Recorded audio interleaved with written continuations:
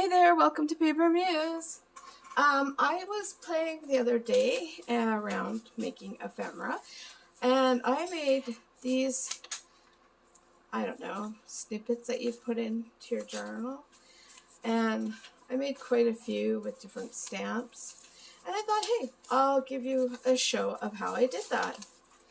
Now, I'm not using the exact same background stamp as this one, but it's pretty close, similar. I thought I'd make some different kind because I don't want to make a huge pile of those.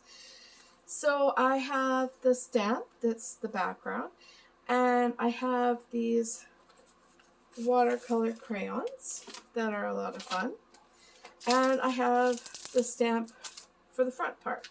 So basically what I did was I sprayed this background stamp, and then I picked out some colors that I like, and I just rubbed this on, and all over, just not really caring too much. I mean, it's playing, so if I don't like every background, it's gonna be okay because I'm only using as well as copy paper, so it's not a big deal. So I'm going to spray it one more time, make sure it's kind of, and then I'm going to take my copy paper and I'm going to just smoosh it down. And you can see already how the print's coming there. And there, so it's like a very blotchy, as you can see, a kind of a blotchy background, but I really like the look of it. So I'm going to keep going. And I'm going to spray it down again so it has some surface. And then I'm going to add some colors. And I'm going to try and make sure I don't make brown, because you can see that there's still some color left. So I'm going to try and stick with like the color scheme that I had, and then just transition over time to something maybe a little bit new. Like maybe I'll put a pop of orange in here, which might not be too good with the blue, but you know, I try. And then maybe some purple down here. And if it goes brown, oh well.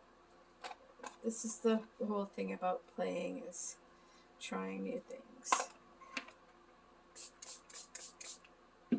Alright, I definitely say I do like that color scheme a lot, so we'll see what I think about this in a minute.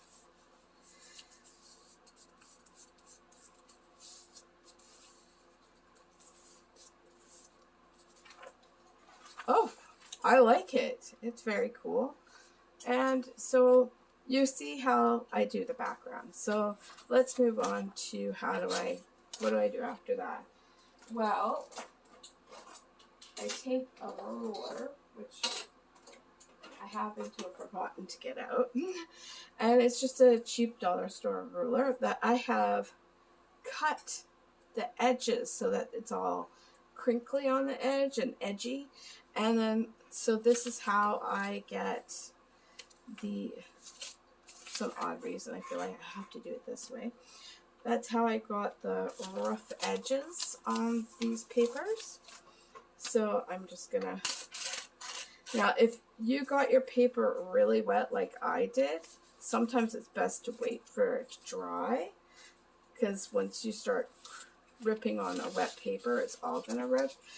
But I like imperfections and I don't mind it, and I'm also impatient.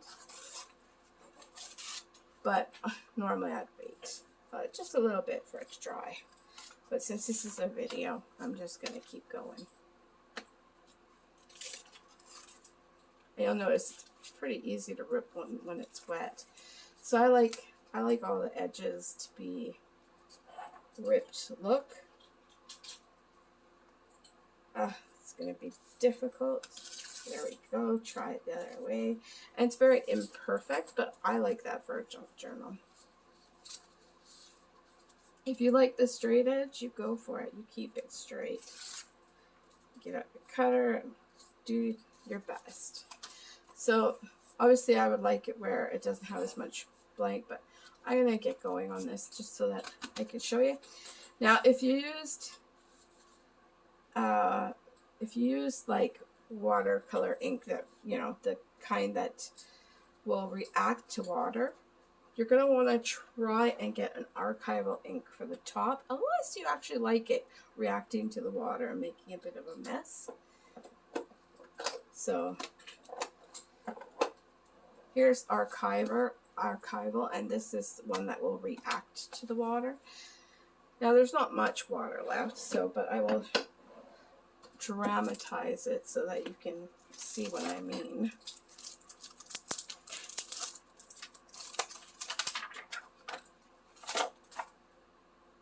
Okay, so let's say I had just freshly spritzed that, right? And I'm not waiting. I tore the edges off without even waiting for it to dry. And then I think, okay, I'm going to come in and put my top stamp on. Oops.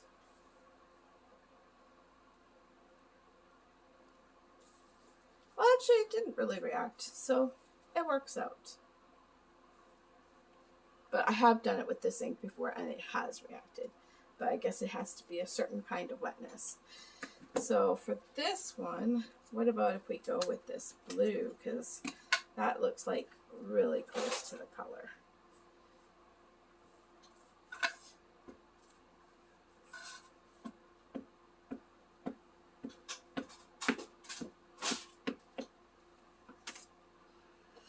Now I'm going to try and do it a little off center because I think the blue on the blue might be a bit much, but this will kind of just tie it all together.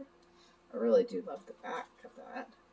And also later on, when I'm actually making something with these things, I might rip it again and use part of the piece to... that did not stand out that well. Maybe it would have been better there. How about I have a look and see? That's why you just have fun and play around to see what works. I really love black on everything, but sometimes it's nice to try it with a different color. Oh, I didn't get the part. Probably Misty would have been better there. But yeah, I actually like that better. So what I could do is I can just rip it in.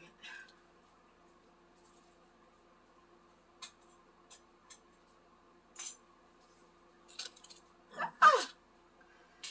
Well, it's ripped, that's for sure. And there we go. There's a piece. Do I want to continue? Yeah. So I've shown you exactly why you might want to wait for it to dry. But there's always a way. Once you make a mistake, there's always a way to fix it.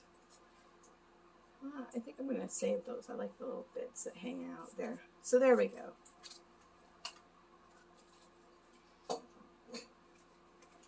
See, the black just stands out better, but I kind of like it. And there's an idea for you.